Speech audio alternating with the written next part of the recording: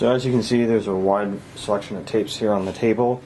All are used in making weapons and are used in different stages of the crafting process. So usually to start off with, for attaching foam to a core or adding cores or layers of foam together, you would use your double-sided carpet tape here. So this is a thin one for if you have smaller surface areas or you have your larger ones. They come in a package that looks like this. I get these at Canadian Tire. You got fiber tape. I use this for capping cores and for making handles. It doesn't stretch, it doesn't tear, you have to cut it. It's really good. So is hurricane tape, also another good choice. And then there's duct tape and hockey tape. Hockey tape is usually used for handles. It can be used for the edges of weapons, depending on the feel and look you want. Hockey tape absorbs water, gets dirty. You have to be mindful of that.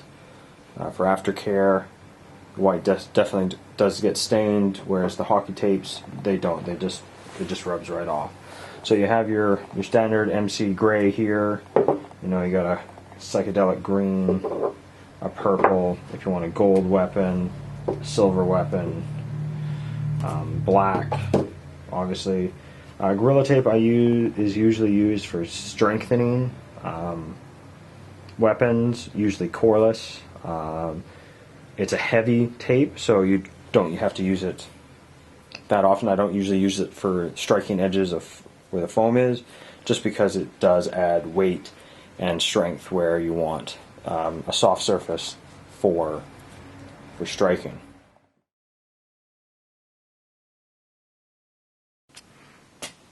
So as you can see here, there's several different types of foam that are used in construction of LARP weapons. Again, they each serve different purposes. So this is anti-fatigue mat. You can get it at Canadian Tire or Walmart. It comes in a big roll. One roll lasts you a long time.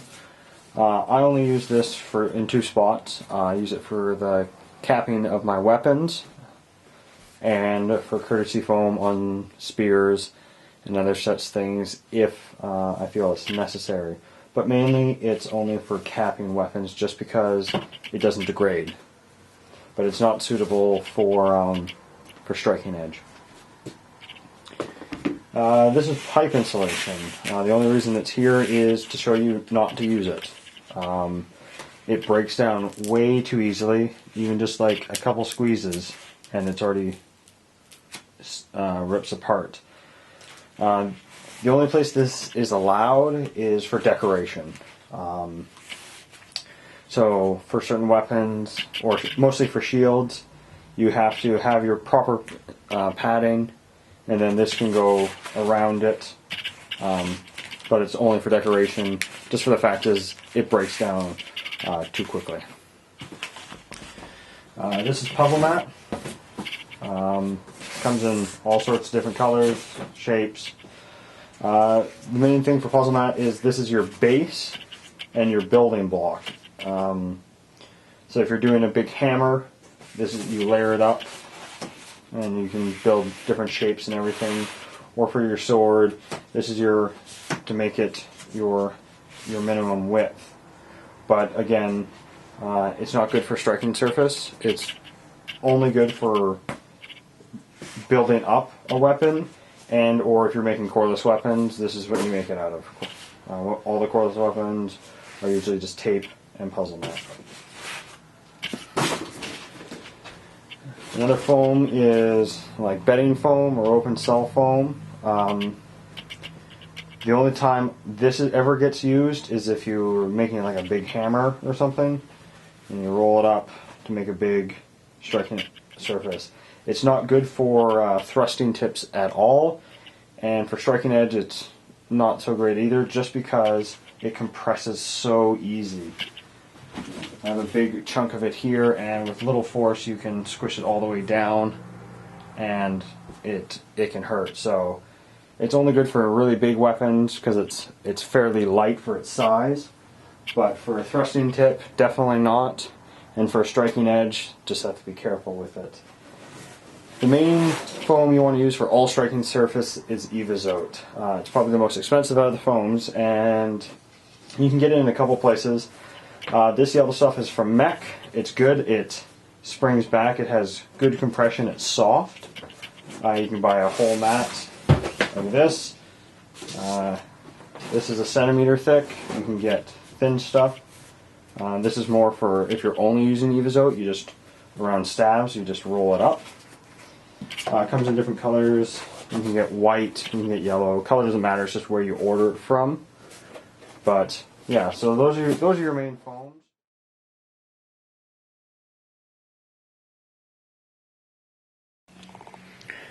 So here are some of the common tools used for weapon crafting. Hacksaw for cutting the PVC and fiberglass cores. Measuring tape and a Sharpie. I use a disposable knife with a bunch of replacement blades because every weapon usually takes about one blade.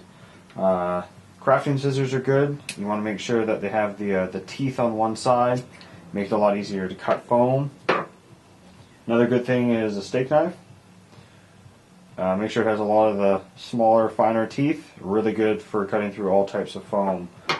And then a drill for if you need to drill doweling for the wood handles for fiberglass, or if you want to try and pin fiberglass rod into some PVC.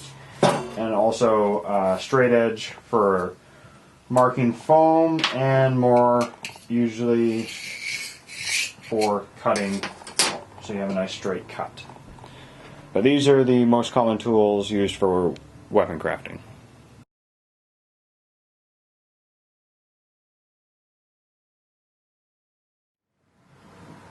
So here we have a bunch of different cores for weapons. PVC, fiberglass. So for PVC, you want to use Schedule 80 or Schedule 40. Now Schedule is usually printed on the side of the pipe. That's right here. And what Schedule means is the thickness of the pipe. So here you can see how the thickness of the outer wall. This piece is Schedule 80. You can see how it's thicker. And then this is Schedule 20.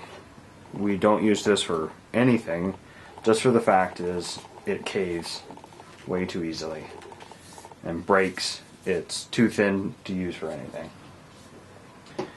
So you got fiberglass core. You can get these in 10-foot lengths. This is a Chimney Sweeper Rod. This is a road marker. So you can get them in different types. The only time wood is allowed in a weapon is for the handle of a fiberglass sword. So you can't have 6 feet of wood and then a tiny bit of fiberglass. It's only meant for the handle of a sword. So you drill into it and then you glue it in there. Some other, here's a round fiberglass rod, and then there also is carbon fiber. It's really light, it's really rigid. You just have to be very diligent about how you tip the end, just for it doesn't punch through. But these are examples of the basic cores of weapons you use for crafting weapons. To show you the importance of using cutting board to protect the tip of a fiberglass core, I'm just going to do a little demonstration. So you have a basic piece of puzzle mat and a standard piece of fiberglass core. Without much effort at all, it easily punches through the puzzle mat. So now with some disposable cutting board, just to cover it and protect it, with a lot of effort, it still doesn't punch through.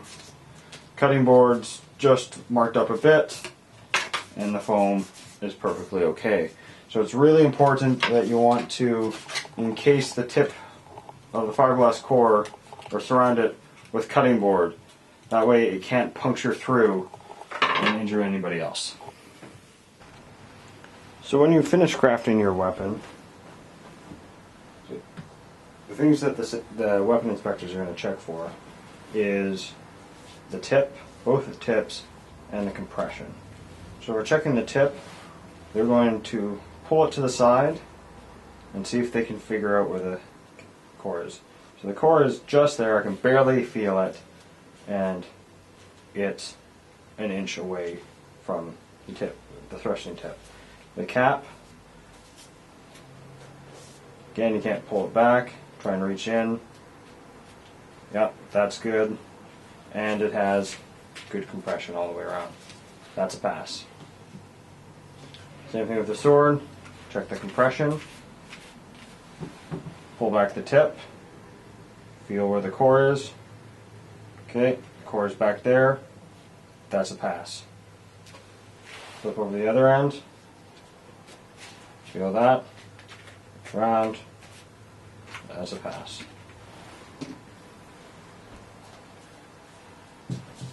For a spear tip, again, good compression.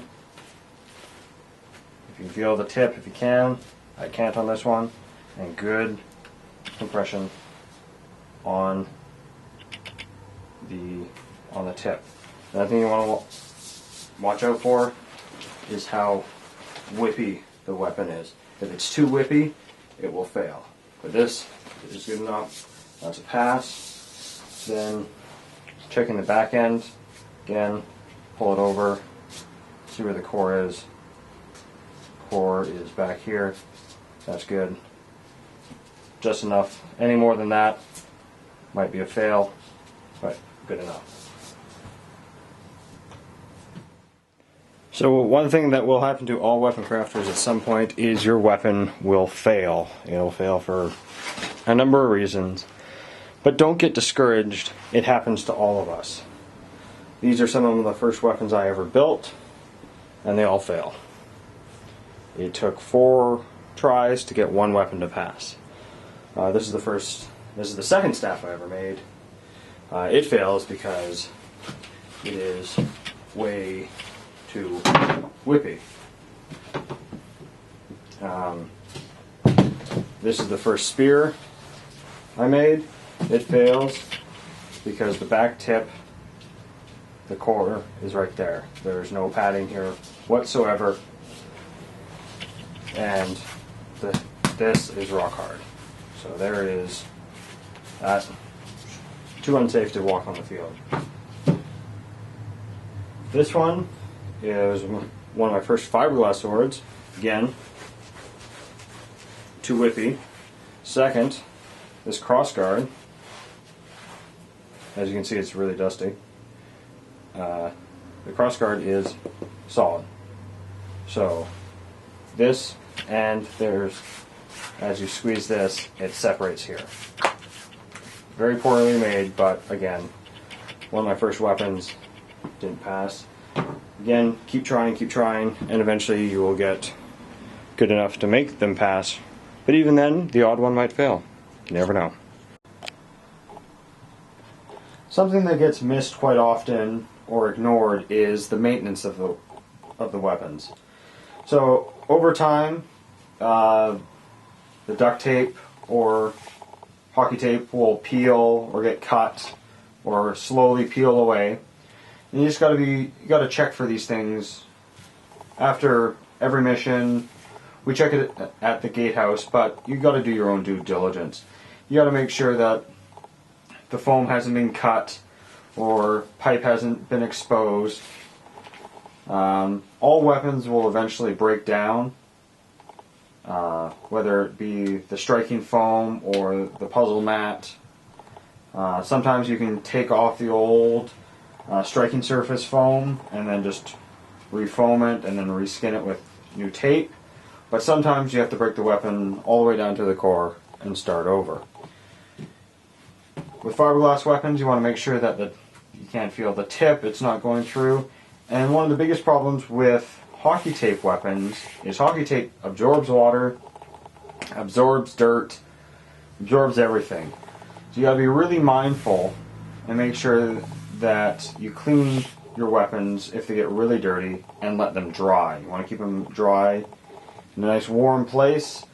Don't store your weapons outside because it'll just accelerate the breakdown process.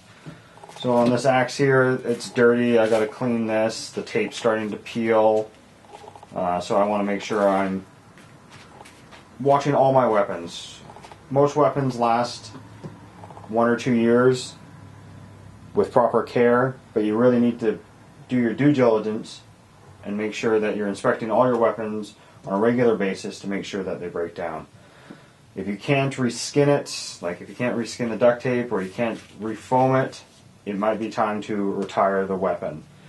Puzzle mat and all foams, as they pick up dirt and water, they just become harder and harder, and then they become a dangerous weapon. So inspect your own weapons and keep them clean and take care of them.